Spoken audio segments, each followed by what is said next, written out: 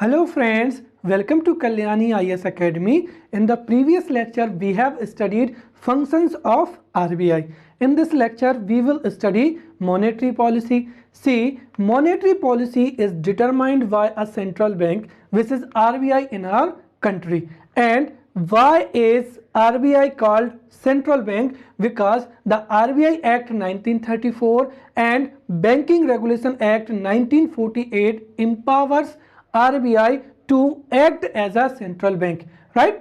If we understand the banking development in India, then in the previous lecture we have studied, let's see, the banking system was introduced in India by Europeans, and many commercial banks were established by Europeans in our country. To regulate the banking sector, Chamberlain Commission was the first commission which attempted to establish a central bank in India. After that, in 1926, Hilton-Young Commission recommended to establish a central bank in India. But at that time, the British government did not focus. But because of the crisis of 1929, more than 450 banks were collapsed in USA. Therefore, British government focused on this. After that, British government founded a commission which is Indian Central Bank Inquiry Commission, and this commission recommended in 1931 to establish a central bank in India. And on the recommendations of Hilton-Young Commission and Indian Central Bank Inquiry Commission, the RBI Act 1934 was passed, and through this RBI Act 1934, on 1st of April, the RBI was established with 5 crore capital, right? 5 crores capital. Here you need to understand that the capital was 5 crore and to इसके लिए यहाँ पर जो है 5 लाख जो है shares जारी किए गए थे जिनकी कीमत 100 रुपये थी. Therefore many private people purchased the shares of RBI. Therefore before 1948 RBI acted as a private bank, but in 1948 the RBI transferred to the Ownership Act 1948 was passed, and all private shares were handed over to the government. Also, RBI was nationalized on 1st of January 1949. So this is a first act.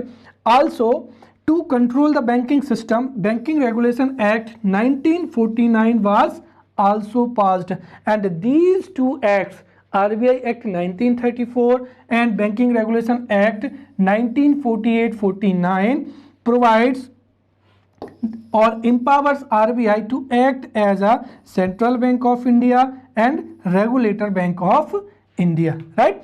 Also, we know that the main functions of RBI are credit control, bank of banks, developmental role, right, protection of foreign exchange reserves, then banker and advisor to the government, regulation the government banking and financial system, right, representation of Indian government in IMF, then conduct monetary policy and issue of currency. And in the previous lecture I have told you that monetary policy is in our syllabus. Therefore we will understand the monetary policy very comprehensively. So the monetary policy is also functions of RBI, and in this lecture we will study very comprehensively. See, to understand the monetary policy, we need to discuss some key points here, right? At first, in this lecture I will use a word liquidity, right? So at first we need to clear what is liquidity, right? As you know that there is a simple, the availability of cash in the market is known as liquidity, but this is not actual definition of liquidity, right? The actual definition of liquidity is ease of converting, right? Ease of converting asset into cash, right? The ease of converting financial asset into cash is called liquidity. For an example, that if you have a 5 crore painting, or we can say that if you have a 3 BHK flat, but if you required 1000 rupees now, then you cannot purchase your 3 BHK flat or a beautiful painting means immediately, right? Therefore we say that the real estate or painting, these are less liquid financial assets. Whereas if we talk about gold and government securities, then these are highly liquid asset, because you can sell your gold whenever you want. You don't need to find someone who give you the accurate rate of your financial asset. So here the gold and cash, the gold and government securities are highly liquid asset, right? Real estate, property, painting, right? Sculpture, artifacts, these are less liquid items, right? So this is the definition of liquidity. Second thing is that if in this lecture we will talk that RBI controls the liquidity in the market. What does it mean, right? Here when RBI liquidity, so in this lecture when we will talk about liquidity, then what does it mean? Understand here. See, if there is enough money, the bank has enough money, right? So as you know that when bank have enough money or enough liquidity, then definitely bank will provide cheap loan, right? Or we can say that the loan rate will be very, very less. For an example, that as you know that this is because of corona pandemic, there is a lack of liquidity in the market, therefore you are unable to see advertisement in the newspaper, right? Ki you should purchase a car, you should purchase a bike on this interest rate, right? Now this time there is a lack of liquidity there, therefore there are not many loan advertisement.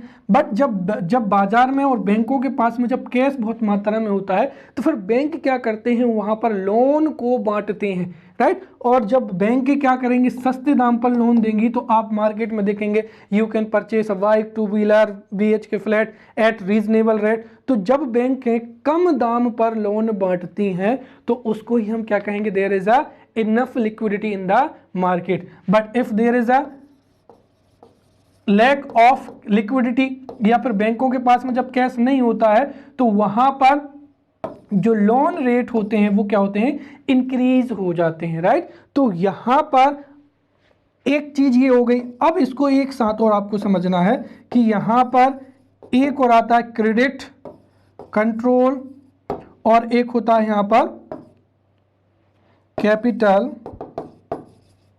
Formation. इनका संबंध भी दरअसल यहीं पर है.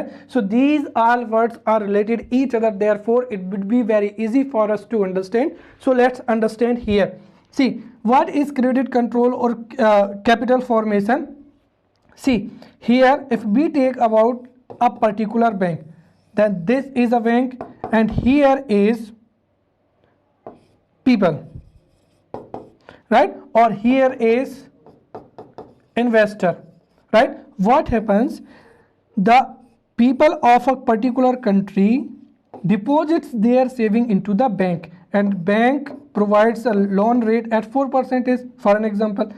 Now what happens, the bank provides these deposits as a loan to investor at a higher rate. We can see that example 8%. So here the difference between 8% or here 4% is equals to 4%. This loan rate, ये जो है, इससे ही जो है banking अपना जो है एक तरीके से अर्निंग करती हैं, राइट? अब यहाँ पर समझिए कि जो मार्जिनल होता है, द मार्जिन इंटरेस्ट रेट, यहाँ से जो है वो बैंकिंग पूरा का पूरा अपना जो है एक तरीके से इनकी जो जितनी भी इनकम होती है बैंकों की वो इस मार्जिन से होती है। अब आप खुद सोच सकते हैं कि when the bank wants to earn more then definitely what will do, the bank will provide a loan at higher rate, 11% rate पर, 12% रेट पर। और कुल मिलाकर एक सीधी सी बात है कि बैंक के पास जितना भी जो है कैश है वो ज़्यादा से ज़्यादा क्या देना चाहेगी, लोन देना चाहेगी। क्योंकि आप समझ सकते हैं यहाँ पर बैंक को खुद को सस्टेन करने के लिए या बैंक की जो अर्निंग होती है वो इस लोन मार्जिन पर ही होती है। इसीलिए अगर बैंक अपने पास में किसी भी जो पूंजी है या जो मनी है उसको एक दिन भी अपने पास में रखते हैं तो वो उनकी जो है बैलेंस शीट को खराब कर देगा। इसीलिए जैसे ही बैंकों के पास में जितना भी पैसा होता है वो तुरंत के तुरंत उसको क्या कर देते हैं, लोन में दे देते हैं। अब यहीं से ये दो कंसेप्ट आते हैं। देखिए यहां पर क्या होता है, इफ बैंक, यहां पर जो बैंक है, अगर बैंक है उनके पास में जितना भी डिपॉजिट है या बैंक के पास में जितनी असेट है उतना अगर वो लोन मार्केट में उपलब्ध कराते हैं तो उससे क्या होगा, new industries would be established and when new industries would be established definitely employment will be right, employment will increase, first thing is that. और यहीं पर जब एम्प्लॉयमेंट एक तरीके से एम्प्लॉयमेंट यहाँ पर जनरेट होगा तो उसके साथ ही मार्केट में क्या बढ़ेगी, मैंने पहले भी बताया कि when employment increases demand will increase and when demand will increase in the economy then supply will increase and also our economy will grow at faster pace. So through this system we say that this is the credit control or this is the capital formation. Capital formation simple means that when banks provide loan then this system is called the credit formation. और अगर bank यहां पर ऋण उपलब्ध नहीं कराएंगे, right, अपने पास जो पैसा है वो आरबीआई में पार्क कर देंगे तो वह क्या कहलाएगा, यहां पर क्रेडिट कंट्रोल कहलाएगा, राइट। तो in this lecture if we talk about the liquidity, अगर हम यहां पर लिक्विडिटी के बारे में बात कहें तो ये credit control, capital formation, now you have understand. अब हम समझते हैं यहां पर जो लिक्विडिटी है ये, इसका फायदा मैंने आपको बता दिया। Now what happens if there is a lack of liquidity and there is an excess of liquidity? यहाँ पर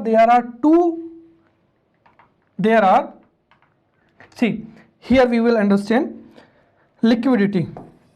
Here are two things. First thing is that if liquidity increases then what will happen, and there is a lack of liquidity then what will happen. See, if there is a excess of liquidity then definitely it means that there is means everybody has enough money, and when liquidity increases that increases inflation, right। और जब inflation बढ़ेगा तो उससे जो low income category है वो उससे क्या होंगे, बहुत ही ज़्यादा अफेक्टेड होंगे। और जब यहाँ पर जो है लिक्विडिटी बहुत कम होती है तो उसको हम डिस इन्फ्लेशन के नाम से जानते हैं, और उस समय पे जो है वो अनएम्प्लॉयमेंट, राइट, बिकॉज देखो जब when there is a lack of liquidity then what will happen, जो बैंक हैं वो लोन उपलब्ध नहीं कराएंगे, और लोन उपलब्ध नहीं कराएंगी तो फिर नई नई उद्योग धंधों की स्थापना बहुत मुश्किल से हो पाएगी, एंड अनएम्प्लॉयमेंट है जो फिर वो बढ़ता ही चला जाएगा, और उसकी वजह से फिर यहाँ पर जो है वो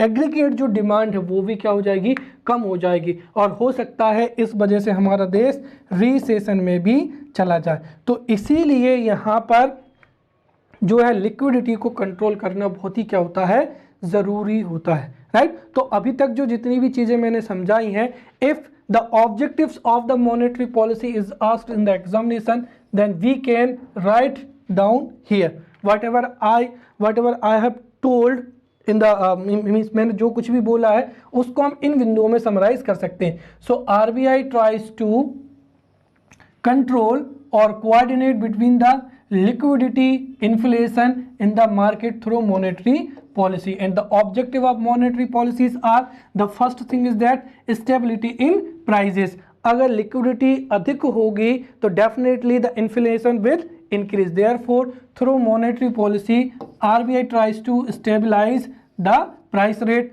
second thing is that here attainment of full employment, right. when the cheap loans would be available in economy, then definitely new industries would be established and employment will be increased. Therefore, the attainment of full employment through monetary policy. Third thing is that saving and investment, right?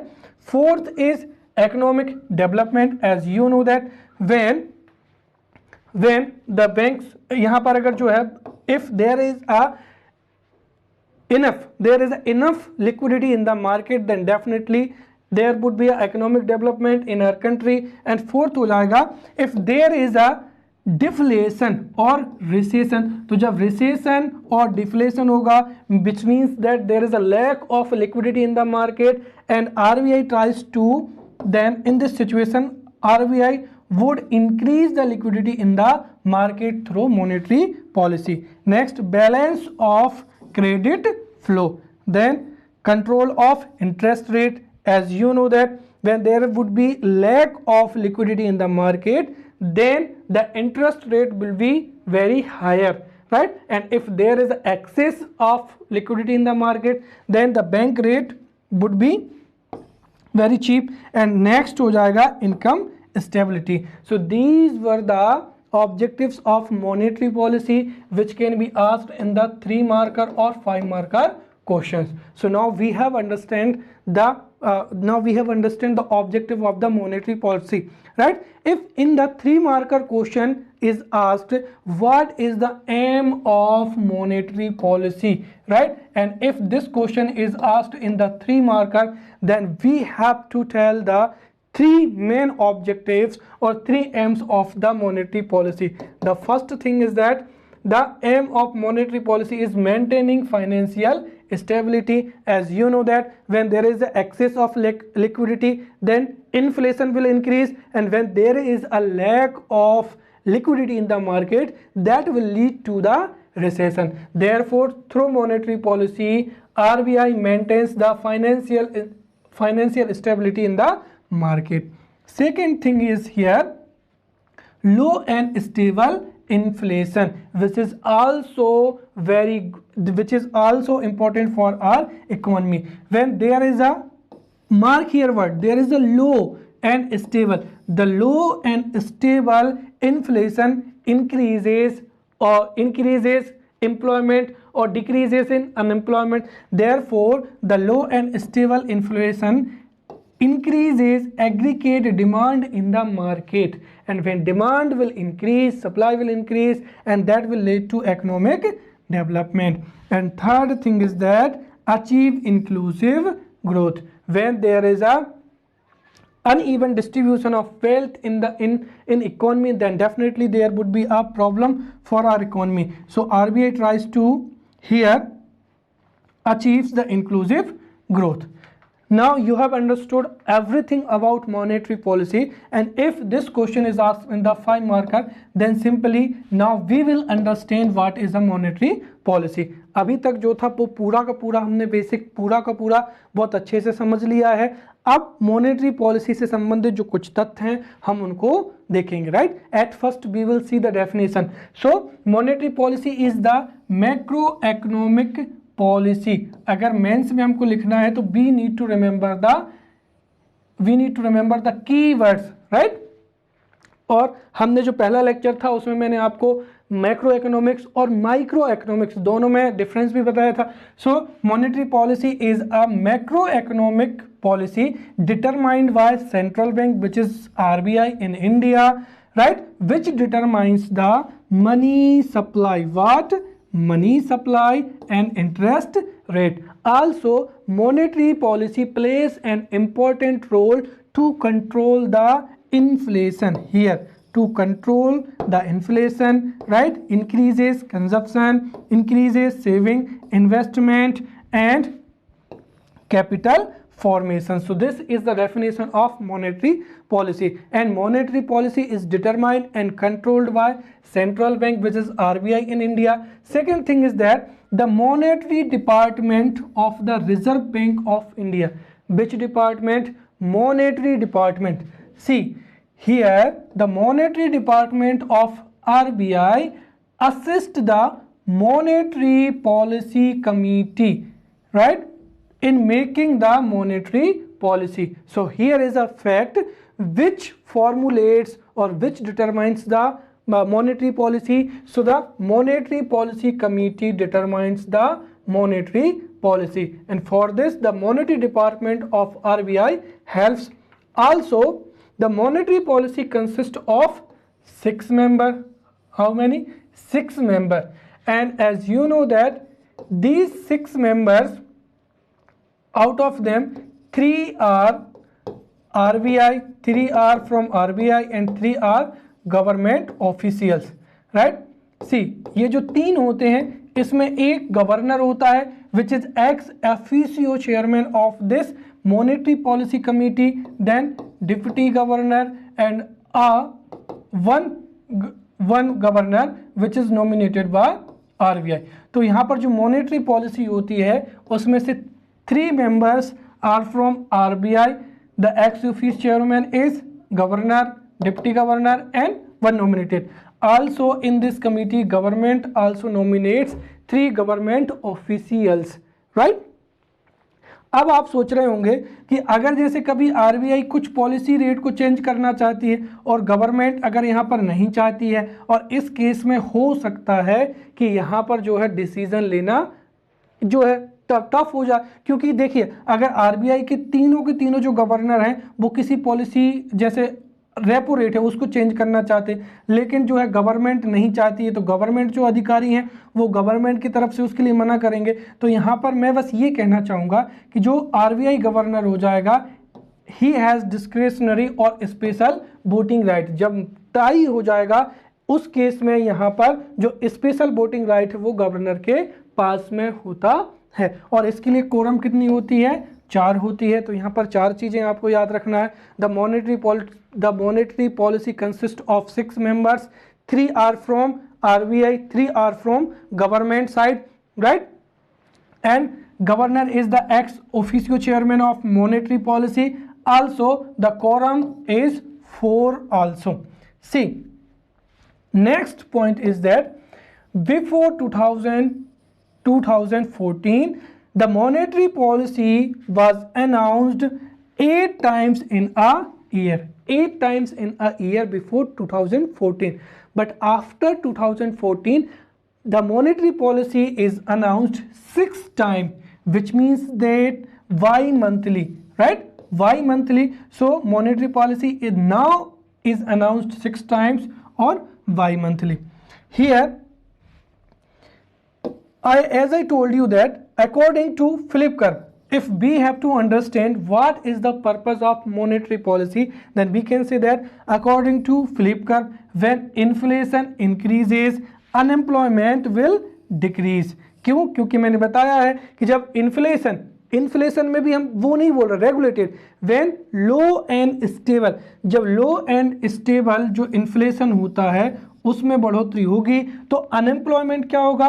कम होगा, और जब inflation क्या होगा? कम होगा, तो यहाँ पर unemployment will increase. Therefore it is very important to maintain stable and low inflation in our economy. And here the task of this monetary policy and the purpose of monetary policy is to maintain the slow and stable inflation also, right? और इसके लिए यहाँ पर जो है reserve bank of India जो है tries to control the inflation between 2% to 4%. ये यहाँ पर इन्फ्लेशन को ऐसा भी नहीं कि बिल्कुल पूरा ही खत्म कर दो, यहाँ पर जो है आपको बहुत अच्छे से पता है कि आरबीआई जो है इन्फ्लेशन को 2% एवं 4% के बीच में कंट्रोल करता है। इट सिंपली यहाँ पर अगर हम देखें तो जब कभी भी there is a lack of liquidity, and lack of liquidity की वजह से यहाँ पर जो है महंगाई बिल्कुल कम हो जाएगी, तो उस समय पे जो है आरबीआई क्या करेगी? मार्केट में लिक्विडिटी को पंप कर देगी, और जब क्या होगा बहुत ज़्यादा 4% से 6%, 7%, 8% अगर इन्फ्लेशन होगी तो वहाँ पर उस स्थिति में there would be a excess of liquidity, and at that situation what will RBI do? RBI would suck the excess liquidity through monetary policy, right? So this was all about the monetary policy, right? Now we will understand कि RBI यहाँ पर जो है वो by monthly जो है monetary policy बनाती है। अब यहाँ पर अगर लिक्विडिटी को कंट्रोल करना हो तो RBI के पास में कौन कौन सी मेथड्स होती हैं। So this slides is for 5 marker question. अगर सीधा 5 नंबर में प्रश्न पूछ लिया जाए only that what are the methods और instruments to control credit in the market और what are the instruments of RBI to maintain a monetary policy. So हमें यहाँ पर ये पूरा का पूरा लिखना है। सो इंस्ट्रूमेंट और method of monetary policy, right? There are 2 types of methods or instrument. First is quantitative methods and second is qualitative methods, right? यहाँ पर quantitative और qualitative में क्या अंतर होता है कि यहाँ पर RBI, when RBI increases or decreases SLR, CRR, bank rate, repo rate, then यहाँ पर जो है liquidity कम या ज़्यादा होती है, right?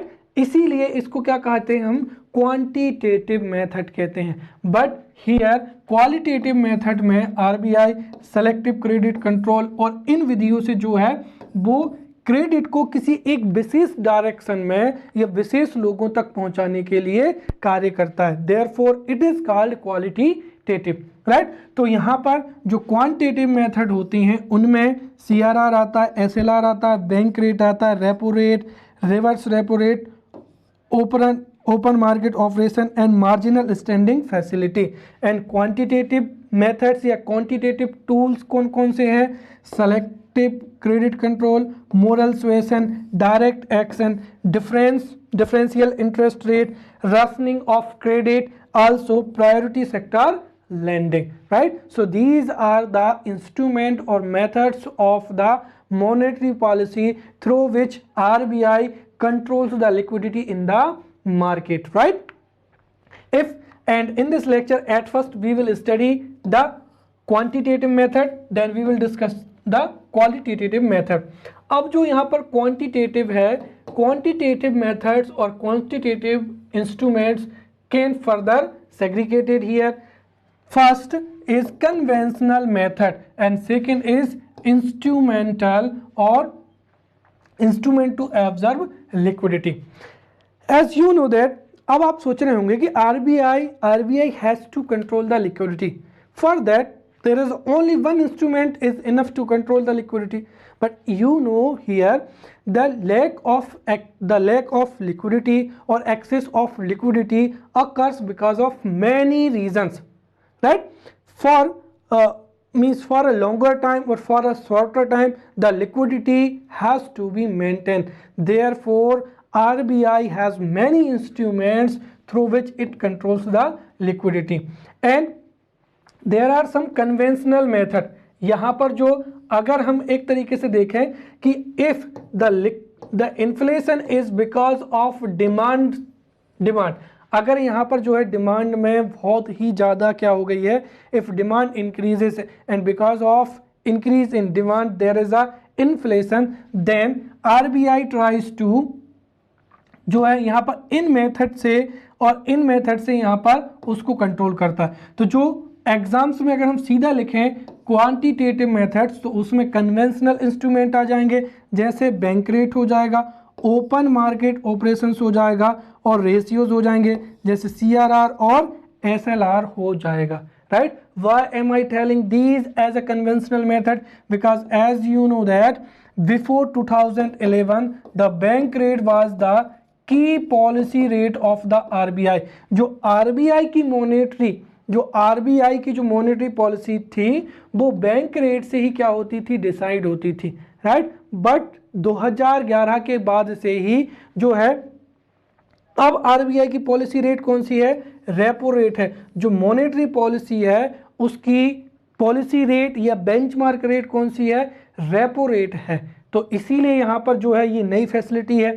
तो यहाँ पर जो कन्वेंशनल इंस्ट्रूमेंट है उनमें बैंक रेट हो जाएगा, ओपन मार्केट ऑपरेशंस हो जाएंगे और रेशियोज में CRR एंड SLR। और यहाँ पर instrument to absorb the liquidity, right. Liquidity को एब्जर्व करने के लिए आपको पता होगा कि 1998 में जो नरसिम्हन समिति थी, Narasimhan committee in 1998 recommended liquid adjustment facility to control the liquidity at fortnight, मतलब एक दिन के अंदर भी fortnight, एक दिन के लिए भी अगर लिक्विडिटी में उतार चढ़ाव होता है तो उसको मेंटेन करने के लिए लिक्विड एडजस्टमेंट फैसिलिटी को लागू करने के लिए नरसिम्हन कमेटी ने रिकमेंड किया था। और 2000 से यहाँ पर LAF के माध्यम से लिक्विडिटी को कंट्रोल किया जा रहा है, और LAF में रेपो रेट के माध्यम से और रिवर्स रेपो रेट के माध्यम से लिक्विडिटी इज कंट्रोल्ड। और यहाँ पर इसके अदर इंस्ट्रूमेंट भी हैं जैसे marginal standing facility and SDF also. अब हम यहाँ पर ये पूरा का पूरा बहुत अच्छे से समझ चुके हैं। Now we will understand the CRR, SLR. So one by one we will study. At first, quantitative tools, if be defined, then when RBI increases or decreases the supply of money, right? In quantitative tools, RBI increases or decreases the supply of money in an economy through quantitative tools, right? These quantitative tools are used in such a way that overall money supply, overall money supply in the economy decreases when there is a inflation and increases when there is a deflation. तो यहाँ पर quantitative tools की मदद से जो overall money supply है उसको RBI या तो इंक्रीज करती है या डिक्रीज करती है। when there is a inflation, तो यहाँ पर जो है मनी सप्लाई को RBI would decrease, and when there is a deflation then RBI will increase the money supply, right? Now we will understand the first, which is cash reserve ratio. Here see, all commercial banks, what is the definition of CRR? See, so commercial bank have to keep a part or some portion or some ratio of their total deposits, which is NDTL, net demand and time liabilities, with the Reserve Bank of India, is called here cash reserve ratio, right? If you need to understand the purpose of CRR, and if you need to understand it very clearly, then at first we need to understand what is NDTL, right? So let's discuss the NDTL, then we will study the CRR, right? Here NDTL, देखिए मैंने बताया था कि जो बैंकों की working होती है वो एक तरीके से यहाँ पर bank does not have their own money, right? बैंकों के पास में खुद का पैसा नहीं होता है। वो जो पीपल होते हैं वो जितना भी बैंकों में डिपॉजिट करते हैं, बैंक के उसी पैसे को फिर इन्वेस्टर को या मार्केट में घुमाती हैं या लोन के रूप में उपलब्ध कराती हैं। अब यहाँ पर जो जितना भी डिपॉजिट होता है, राइट, इसको ही हम बैंक की लायबिलिटीज कहते हैं। क्यों? क्योंकि आप समझिए, जिन लोगों ने बैंक में अपना पैसा डिपॉजिट किया है, जरूरत पड़ने पर वो अपना पैसा क्या करेंगे? बैंक से मांगेंगे, राइट? इसीलिए जो जितना भी डिपॉजिट होता है उसको क्या कहते हैं? हम लिक्विडिटी कहते हैं, राइट? और यहाँ पर बैंक ने जितना भी लोन दिया है उसको हम क्या कहते हैं? बैंक की एसेट कहते हैं, राइट?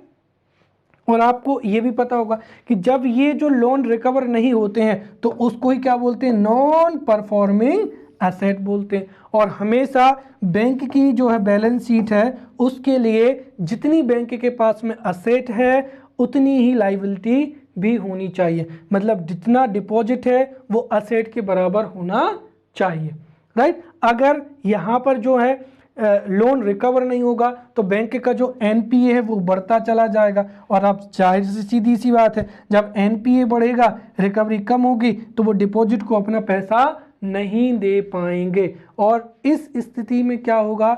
इस स्थिति में हो सकता है बैंक कोलैप्स भी हो जाए। और जब AC या तो वाकई में हो सकता है कि बैंक विल बी कोलैप्स्ड, और यहाँ पर बिकॉज ऑफ सम र्यूमर्स और फेक न्यूज़ कई बार जो कंज्यूमर होते हैं वो एकदम से बैंक से पैसा पूरा का पूरा पुल कर लेते हैं, और जब एकदम से इन बैंकों से अगर वो पैसा मांगेंगे तो यहाँ पर बैंक के पास में उतना कैश अवेलेबल होना चाहिए कि bank could satisfy every consumer, right. तो यहाँ पर इसके लिए जो मैकेनिज्म है वो पूरा का पूरा क्या है, CRR है, राइट। अब जैसे अगर हम यहाँ पर देखें कि जो NDTL हो वह NDTL में क्या क्या आता है, जो लाइबिलिटी है, राइट। So as you know that here L means liabilities, और मैंने बताया है कि बैंक के पास में जितना भी डिपॉजिट होता है वही इसकी क्या होती है, लाइबिलिटी होती है। तो net demand time liabilities means हो जाएगा demand liability, time liability, interest, फिर इंटर बैंक क्या हो जाएगा, लाइबिलिटीज हो जाएगा। तो यहाँ पर टाइम लाइबिलिटीज कौन कौन सी होती हैं, राइट।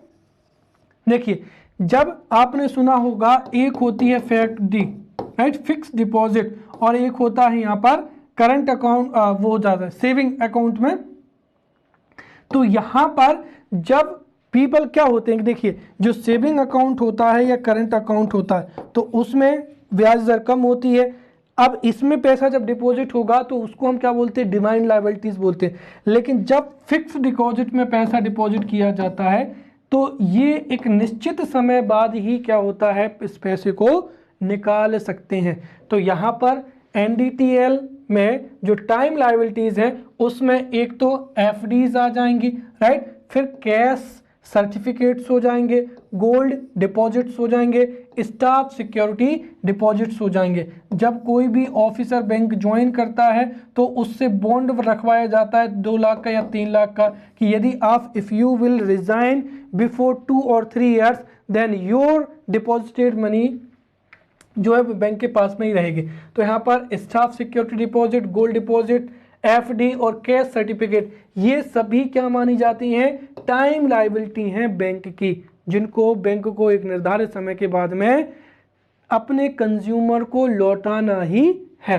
अब डिमांड लायबिलिटीज में कौन आती हैं, जिसकी जो कंज्यूमर है वो कभी भी डिमांड कर सकते हैं। जैसे money deposited in current account हो जाएगा और money deposited in saving accounts हो जाएगा। इन दोनों के जो फीचर है वो हमारे अगले लेक्चर में हम पढ़ेंगे। फिर डिमांड ड्राफ्ट हो जाएगा, अनक्लेम्ड डिपॉजिट्स हो जाएंगे। So these are the demand liabilities. इसके बाद में तो ये हो गए, इसके बाद में यहाँ पर जो इंटरेस्ट है वो भी तो क्या है, बैंक की लायबिलिटी है। भाई आप मानिए जैसे अगर आपने if you have deposited 1 lakh rupees in your saving account, right, so आपको यहाँ पर जो है 4 से 5 हजार रुपये का जो इंटरेस्ट है 6 या 7 महीने में, ये bank will have to pay this interest to you on a 1 lakh rupees. So interest on deposit, this is also a liability of bank, right?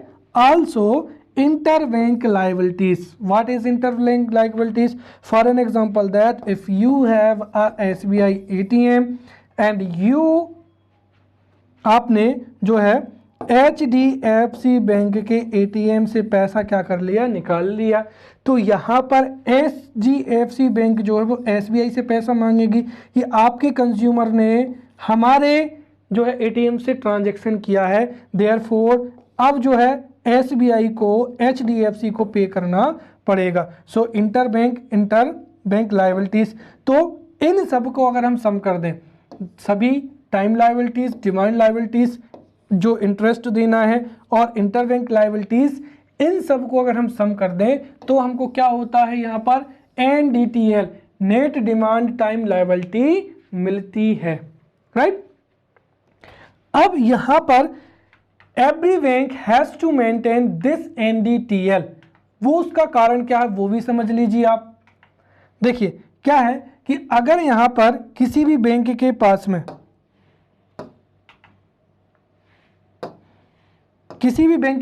में फॉर एन एग्जांपल दैट अब यहाँ पर जो है NDTL को यहाँ पर मेंटेन करके रखना होता है। उसके 2 कारण होते हैं। The first reason is that हो सकता है जो बैंकें हैं वो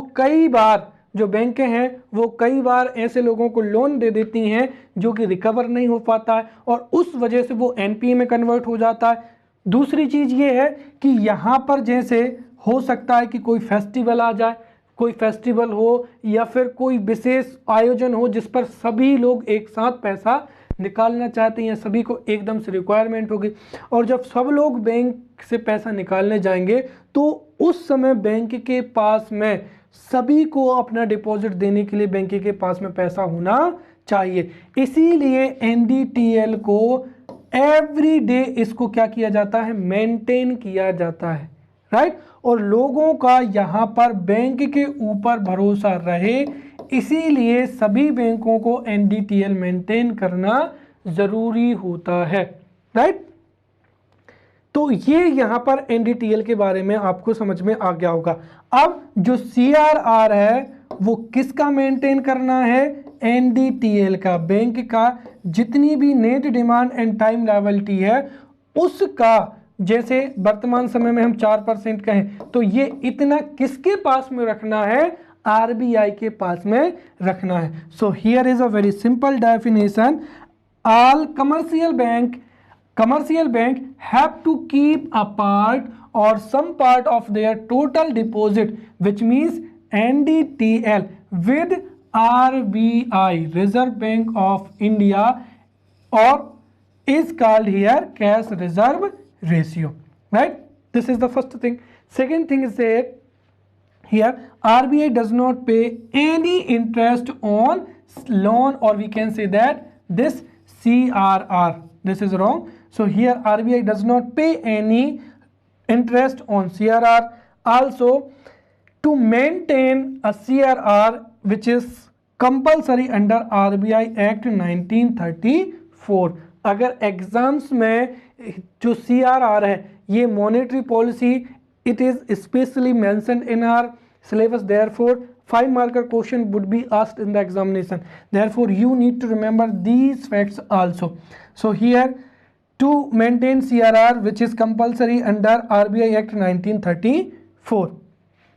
Now as I told you that here CRR is maintained fortnightly or on daily basis, and this is to ensure the availability of cash in the case of bank run. अगर कोई bank collapse हो जाती है या फिर bank जो है वो उसमें एकदम से जो सभी लोग हैं वो अगर बैंक से पैसा निकालना चाहते हैं या फिर जो है sudden withdrawal of the money by bank consumers, तो उस स्थिति में जो सीआरआर है वो यहाँ पर मदद करता है, राइट। सो यहाँ पर जो सीआरआर है it is basically a safety net. तो जब कभी भी एनपीए की वजह से बैंक कोलैप्स हो जाए या बैंक रन की सिचुएशन में सीआरआर का जो डिपॉजिटेड पैसा रहता है उस पैसे से ही जो है फिर कंज्यूमर को उनके डिपॉजिट वापस किए जाते हैं। Therefore CRR acts here as a safety net. ये सीआरआर का पहला और हम कह सकते हैं कि मेन काम है। अगर यहाँ पर सब कुछ ठीक है, सभी बैंकें अगर जो है एनडीटीएल को मेंटेन कर रही हैं, तो फिर दूसरा काम आ जाता है और वो कौन सा काम होता है यहाँ पर, credit control, right. Credit control उसको भी हम समझते हैं, राइट। यहाँ पर कुछ फैक्ट और देख लेते हैं कि जो है CRR is determined by RBI and before 2006 the maximum limit of CRR was 15% and minimum limit of CRR was 3%, but in 2006 the maximum limit and minimum limit इसको हटा दिया गया है और वर्तमान समय में CRR जो है वो RBI अपने अनुसार रख सकती है। At present it is 4%, but because of corona pandemic government has to pump the liquidity in the market, therefore the CRR may cut down or it may be 3.5 or 3.25% in the future, right। अब पहला तो मैंने बताया था कि when there is a bank run, और जब bank collapse हो जाती हैं तो सीआरआर सेफ्टी नेट के तौर पर कार्य करता है। और उसका जो सेकेंडरी फंक्शन है वो ये है कि यहाँ पर सीआरआर के माध्यम से आरबीआई क्रेडिट जो लिक्विडिटी है उसको भी क्या करता है, कंट्रोल करता है। कैसे करता है वो हम समझते हैं, राइट। देखिए, अगर कभी कभी बहुत ज़्यादा क्या हो जाता है, इन्फ्लेशन हो जाता है, अगर मार्केट में there is a high inflation, right, vegetables के दाम है या पेट्रोल के दाम है, सब के दाम क्या है, बहुत ज़्यादा बढ़े हुए हैं, तो उससे क्या होगा कि जो लो इनकम कैटेगरी है वो लोग बहुत ही ज़्यादा अफेक्टेड होंगे, राइट। तो यहाँ पर इन्फ्लेशन कंट्रोल करने के लिए आरबीआई क्या करेगा, RBI would increase in CRR. When CRR will increase, then commercial banks will have to keep more capital or more money with RBI, right। तो जब CRR बढ़ेगा तो जो है more money would have to keep, commercial bank have to keep more capital with RBI, और जब वो RBI के पास में अपना पैसा अधिक रखेंगी तो उससे उनकी जो है क्रेडिट क्रिएशन कैपेसिटी वो क्या हो जाएगी, कम हो जाएगी, राइट। और क्रेडिट क्रिएशन कैपेसिटी कम होगी तो सीधी सी बात है, बैंक की जो लिक्विडिटी है, जो एक्सेस लिक्विडिटी है वो भी क्या हो जाएगी, कम हो जाएगी। और जब लिक्विडिटी कम होगी तो इंटरेस्ट रेट क्या होंगे, बढ़ जाएंगे। और जब सभी बैंकें अपने अपने इंटरेस्ट रेट बढ़ा लेंगी तो उससे जो कंजप्शन एक्सपेंडिचर है और इन्वेस्टमेंट एक्सपेंडिचर है वो भी क्या हो जाएगा, कम हो जाएगा। भाई अगर आपको महंगे दरों पर गाड़ी खरीदना हो या मोबाइल खरीदना हो तो आप सोचेंगे नहीं अभी तो दर बहुत ज़्यादा है, we will purchase new mobile और bike in future when there would be a less interest rate.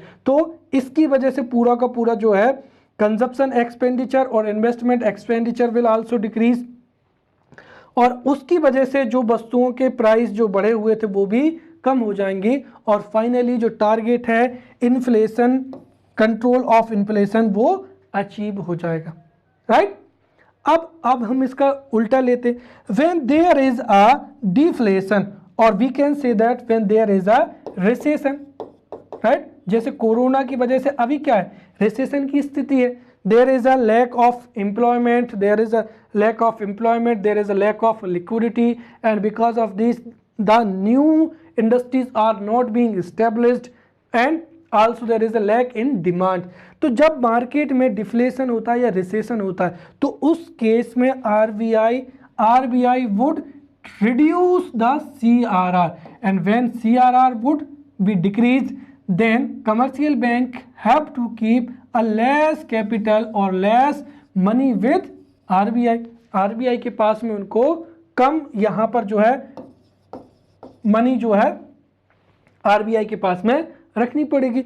अब जब RBI के पास में कम मनी रखेंगी तो उनके पास में लोन देने के लिए जो कैपेसिटी है वो क्या हो जाएगी, इंप्रूव हो जाएगी। It means that the credit creation capacity of bank will increase, और जब ये कैपेसिटी बढ़ेगी तो बैंकों की लिक्विडिटी भी बढ़ जाएगी, लिक्विडिटी बढ़ जाएगी तो इंटरेस्ट रेट क्या हो जाएंगे, कम हो जाएंगे। और जब इंटरेस्ट रेट कम होंगे, जब सस्ते दाम पर मोबाइल उपलब्ध होगा, बाइक उपलब्ध होगी, कार उपलब्ध होगी, तो उससे सब लोग जो है लोन के माध्यम से जो है वस्तुओं को खरीदेंगे, तो it will increase the consumption expenditure. भाई सब लोग वस्तुओं को खरीदेंगे तो उससे जो उपभोग है वो भी बढ़ेगा, और उपभोग बढ़ेगा तो उससे डिमांड बढ़ेगी, तो इससे इन्वेस्टमेंट भी बढ़ेगा, राइट। और इन सब से हमारा देश जो डिफ्लेशन की स्थिति में था या फिर देयर वाज अ रिसेशन, सो हम रिसेशन से या डिफ्लेशन से क्या होंगे, बाहर आ जाएंगे। So this is the all mechanism of CRR। और यही अगर हम देखें तो चाहे SLR की बात हो, रेपो रेट की बात हो, रिवर्स रेपो रेट की बात हो, एक बार अगर आप ये पूरे के पूरे पॉइंट्स अगर आप याद कर लेंगे बहुत अच्छे से तो आपको एग्जाम्स में you would have it will be very helpful for you to write a beautiful answer in the examination. क्योंकि आगे भी मैंने भी क्या किया, जो जितनी भी स्लाइड है इनका कॉपी पेस्ट किया है, तो आप अगर एक बार में ये सारी की सारी चीज़ें याद कर लेंगे तो आपको बहुत ही ज़्यादा आसान हो जाएगा एग्जाम में लिखना। Now we will study second which is statutory liquidity ratio. अब यहाँ पर we have to study the new instrument and also we have to compare with the previous one so that you could understand very properly, right? Here what is SLR? So statutory liquidity ratio means that the commercial bank have to keep some part, some percentage or some ratio of their total deposits which is net demand and time liability with them. This is the key point here. CRR में NDTL का जो भी था, NDTL का part उनको RBI के पास में रखना होता था, but here some part of NDTL has to keep with them in the form of cash, gold, government security or treasury bill, right? And also to maintain SLR which is under the Banking Regulation Act 1949। तो यहाँ पर ये दो क्या है, अंतर है। यहाँ पर जो था maintaining of CRR was mandatory under the RBI Act 1934 and maintaining of SLR is mandatory through Banking Regulation Act 1949, right? अब यहाँ पर SLR जो है ये भी एक तरीके से क्या है, सेफ्टी नेट की तरह कार्य करता है, बिल्कुल CRR की तरह कार्य करता है। तो it also provides a safety net for the depositors. और सेकेंडरी इसका जो वर्क है वो क्या हो जाएगा कि when there is a high inflation और hyper deflation at that times RBI controls the liquidity in the market through SLR, right? अब यहाँ पर अगर हम SLR के बारे में और कुछ फैक्ट देखते हैं, so the first thing is that SLR cannot be more than 40%, right?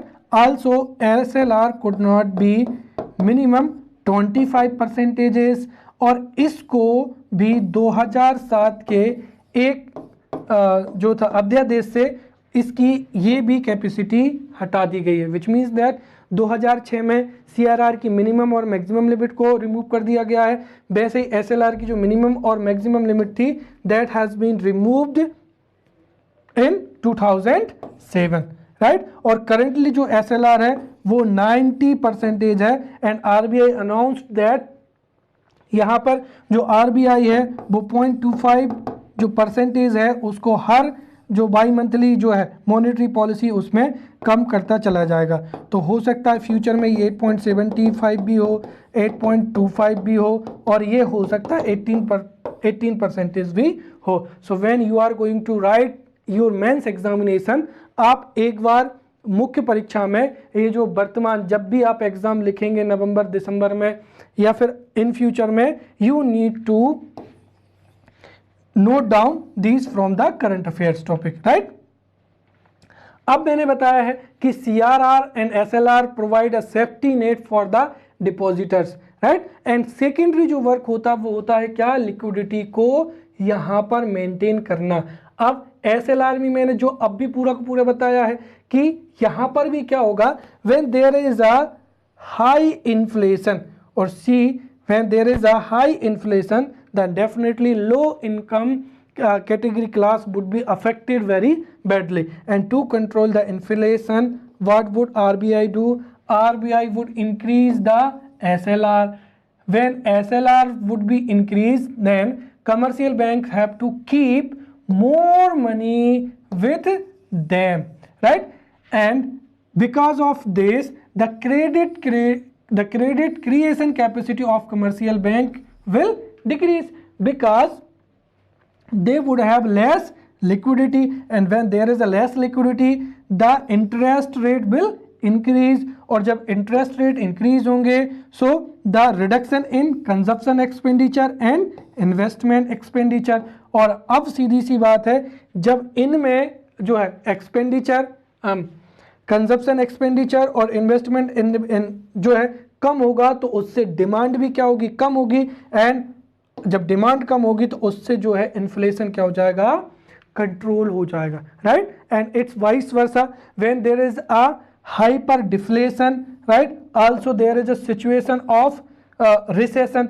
So in the recession period और hyperinflation, RBI would reduce the SLR, and because of this commercial banks will have more less capital with them, right? तो यहाँ पर जो है कि इनको कम पैसा जो है अपने पास में रखना पड़ेगा, which means that now bank can lend more, वो ऋण क्या कर सकती हैं, ज़्यादा दे सकती हैं, which means that the credit creation capacity of commercial bank will increase. Also it will increase the liquidity, and when liquidity increase the interest rate will be cut down, जो है ब्याज दरें कम हो जाएंगी, और ब्याज दरें कम हो जाएंगी तो लोग फिर जो हैं जब ब्याज दरें कम होंगी तो लोग घर भी खरीदेंगे, मोबाइल भी खरीदेंगे. It means that increase in consumption expenditure and investment in expenditure, और जब कंजप्शन एक्सपेंडिचर और इन्वेस्टमेंट एक्सपेंडिचर बढ़ेगा तो demand will increase, that will lead to establishment of more industries, that will lead to creation of employment, और उससे हमारा जो देश है वो रिसेशन से या डिफ्लेशन की स्थिति से बाहर आ जाएगा, right? So this was all about the SLR. So अब in the next lecture we will study the rest repo rate, reverse repo rate. So we will meet in next lecture. Till then, thank you.